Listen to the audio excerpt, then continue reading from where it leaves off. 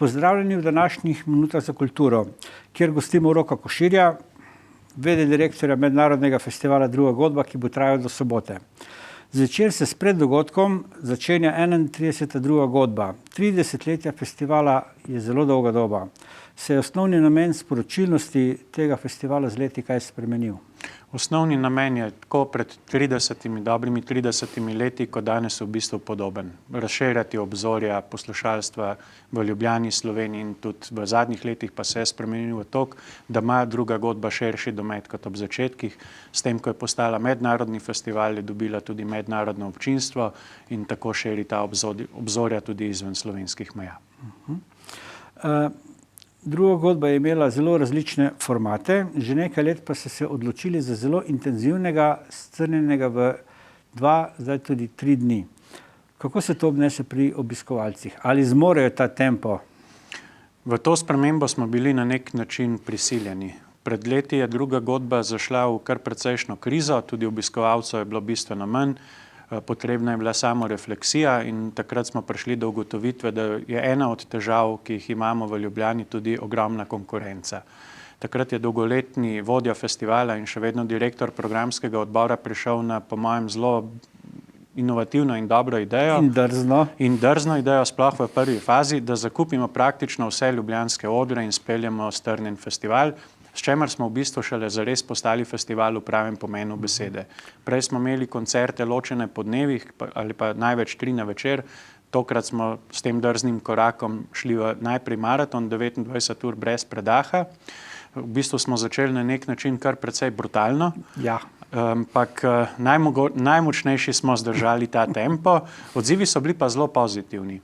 Naslednje leto, to je bilo lansko leto, smo kljub vsemu malo omilili to z premorom med petkovim in sobotnim programom, ampak to pavzo smo pa nadomestili z dodatnim četrtkovim večerom in ta format ohranili tudi letos, s tem, da smo ga nekoliko še razširili, kar je ideja tudi v bodoče.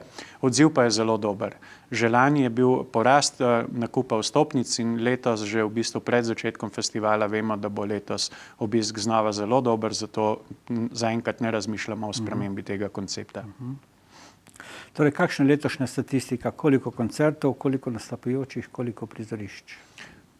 Od prizorišč ostajajo bolj ali manj enaka kot lani. Festival se začenja v klubu Cankarjevega doma, potem v četrtek, potem se seli že zvečer na novo prizorišče, to je Pritličje. Nato se nadaljuje po ustaljenem ritmu v Kinu Šiška in nadaljuje na vseh odrih Metelkova mesta. Sobota, tako kot doslej, se začenja v Cankarjevem domu, le da se tokrat vračamo v Kino Šiška in pa zaključimo znova na novem prizorišču, to je Stara mestna elektrarna. Mislim, da je vsega skupaj 15, če se prav seštel, 15 koncertov oziroma 16, se opravičujem, na torej zelo veliko prizoriščih in kar je bila osnovna ideja za 2 oziroma zdaj po ta novem za 3 dni, Druga godba okupira praktično velik del ljubljanskih odrov. Mesto res zadiha z festivalom. Tako.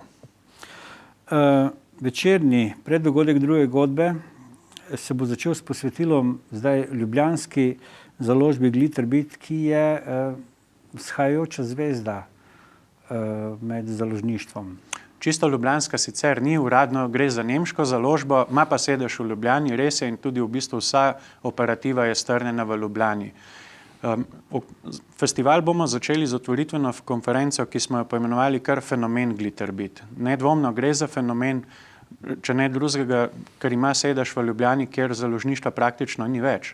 Tukaj pa imamo založbo, ki je v 2 letih od svoje ustanovitve do lani postala ne samo ena vodilnih založb, ampak razglašena kar za najboljšo založbo na svetu, ki izdaja tovrstne glasbe. Tako jo je namreč ocenil Vomex, največji glasbeni sejem glasb sveta oziroma World Music, kot jih imenujemo. In enostavno se nam je zdelo, da to priložnost imeti Glitterbit v Ljubljani moramo povezati s tem festivalom še bolj, kot smo jo doslej. Že v preteklosti smo gostili na naših odrih glasbenike izpod okrilja te založbe. Letos smo jim posvetili celoten četrtkov večer in pa potem posamezne, jaz bi jim rekel, kar bisere tudi v petkovem programu. Ker bo poudarek na izvajalkah, predvsem na pevkah, so tudi pri Glitterbitu poskrbeli za 2 zanimivi izvajalki in še in še za druge. Tako je. Ko smo delali program, se je nekako izpostavili, da bomo letos enega od fokusov ali pa kar osrednji fokus, poleg te založbe Glitterbit, da se bomo posvetili ženskim vokalistkam. Glitterbit ima v svojem rosterju, bi lahko rekli, dve izjemni vokalistki in ko se je pokazala možnost, da jo gostimo na istem odru, na isti dan, kar se bo zgodilo sploh prvič, nismo oklevali in v bistvu smo zelo veseli, da sta Aziza Brahim in Nuramin Cimali sicer že v Ljubljani in sta se tudi že srečali in bosta nocoj prvič nastopili skupaj v bistvu res enem takem edinstvenem večeru, posvečenem zahodnoafriškim, severno-zahodnoafriškim glasbam. Aziza Brahim prihaja iz Zahodne Sahare in je v bistvu glasnica boja sahravijskega ljudstva za neodvisnost, živi v begunstvu v Barceloni že vrsto let. Nuramin Cimali pa predstavlja mauretansko glasbo. Njena mačeha je ena največjih glasbenic tovrstne glasbe na svetu v zgodovini sploh, ampak sam menim, da Nuramin prav nič ne zaostaja, kvečemu nasprotno s tem, ko je svojo glasbo v bistvu na nek način elektrificirala in jo uprla različnim vplivom, predvsem iz Zahodne Afrike, pa tudi zahodnim vplivom nasploh, je postala izjemno atraktivna izvajalka in zelo zaželena na vseh odrih in ravno sredi velike evropske turneje, prej pa ameriške, nam je uspelo dobiti tudi na oder ljubljanskega kluba Cankarjevega doma. Vem, da je nehvaležno delati poudarke med izvajalkami, vendar bo prisotno kar nekaj mednarodnih, zdaj že uveljavljenih zvezd. To je nehvaležno sploh za člane programskega odbora, kamor spadam tudi sam. Kle so vedno prisotne tudi osebne preference, moje so že bile omenjene. Ja. Ko pa smo pri uveljavljenih imenih, seveda ne moremo mimo Hindi Zare, ki je na drugi godbi že nastopila in takrat navdušila polno Kino Šiška in že zdaj lahko povem, da bo Kino Šiška kljub temu, da vstopnice za festival so še v prodaji, zagotovo bo polna. Poleg Hindi Zara bi od ženskih izvajalk nedvomno izpostavil rad tudi Jasmin Hamdan, ki sicer še do pred pol leta ali pa enim letom ni bila tako uveljavljena, kar se je zgodil velik preboj z njenim nastopom v filmu Jima Jarmusha Večna ljubimca. Takrat je vesoljno občinstvo prvič slišalo zanjo. Ona je Libanonka, ne? Sicer je po rodu Libanonka, tako, in od takrat je ena največjih zvezd, ne samo v tako imenovanih glasbah sveta, ampak gre za širši popkulturni fenomen. In prav Jasmin Hamdan je v resnici tista, ki je privabila na naš festival največ občinstva iz drugih držav. Ja. Zanimivo.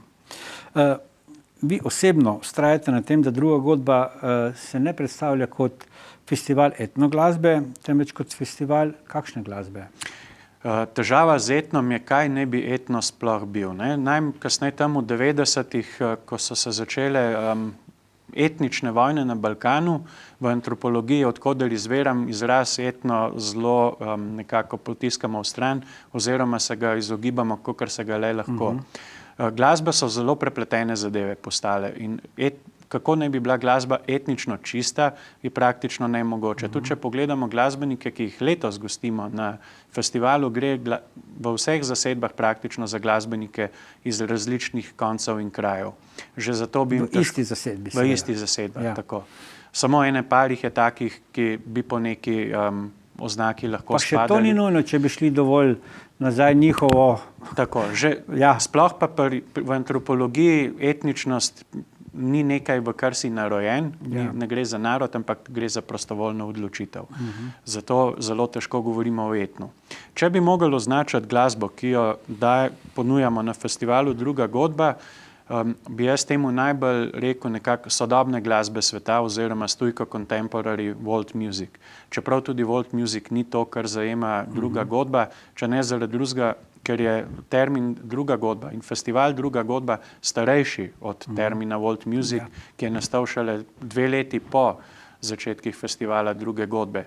Hočemo predstavljati glasbe, sodobne glasbene izraze iz različnih koncev sveta, pri čemer se na te žanrske oznake ne oziramo preveč oziroma se z njimi ne obremenjujemo.